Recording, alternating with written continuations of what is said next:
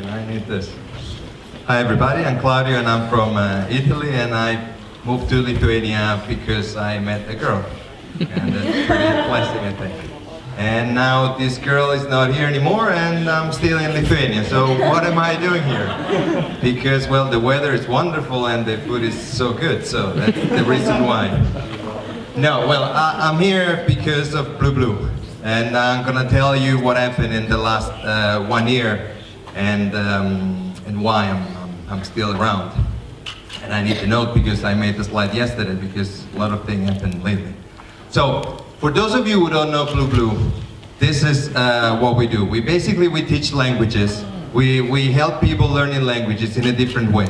Usually when you want to learn a language, you study a lot, you learn a lot of words, but you still don't understand anything of what people are telling you. So your confidence basically goes down. And we're trying to build a system where the more you learn, the more your confidence goes up. And the way we do it, we take basically all the internet, we put it in Bliu Bliu, we put it on Bliu Bliu, and then we filter all this content by every student. We know the kind of words they know. So this would be, if you learn Italian, there will be the immobile word in there, is the one you don't know. So we basically serve you always content with only few unknown words. So you're actually learning by watching real videos and enjoying the language. And so what happened? When I had this idea, it was last year, basically 1 year ago, and I didn't know anything about startup. I had no idea what even startup meant. So I went out and I started to learn about it. And I started with books. So I started with all these books. I was in Lithuania, I didn't really know anybody, and I read everything about startup. What was really important for me, though, it was to meet people, mentors. And I met really good people here in Lithuania. They started to tell me what to do and where to go. And one place where they tell me you had to go, it was this Silicon Valley comes to Baltic. So what I did was, this was my first event.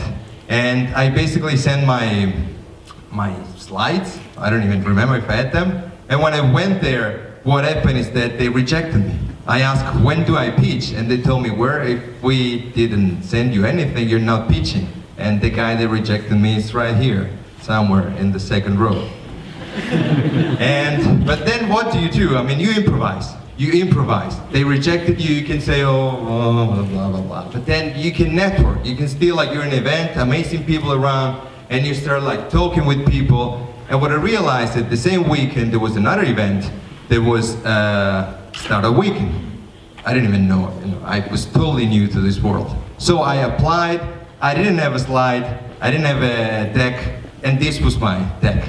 I went on the stage for 1 minute and I told that, when you learn a language, you're like this guy here. I'm not, now if I talk to you in Lithuanian, this is how old I am. That's my confidence in Lithuanian. So we need to build a system that help you to be confident and learn the language. So this was my slide basically. What happened, they took me, but definitely not because of this, but because I believed in the idea. I was so, how to say, I was so convinced in a way that I broke the clicker. And that's the passion, by the way, So they picked me and we managed to win. We got selected as one of the winning team. And the same guy that rejected me, the night after, he drew me to Helsinki because we went to Slush, another conference. And I had no idea what I was doing in there. So another pitch, and what you get is a lot of feedback. Even if they don't like you, they tell you, your idea maybe is not so strong. What you need to do is really listen, because every critic is just so important to refine what you're gonna create. And I came home, I came back to Lithuania from Finland with a lot of business cards. That's what happens when you go to conferences. And one important thing is just write down what you spoke about with this person and follow up.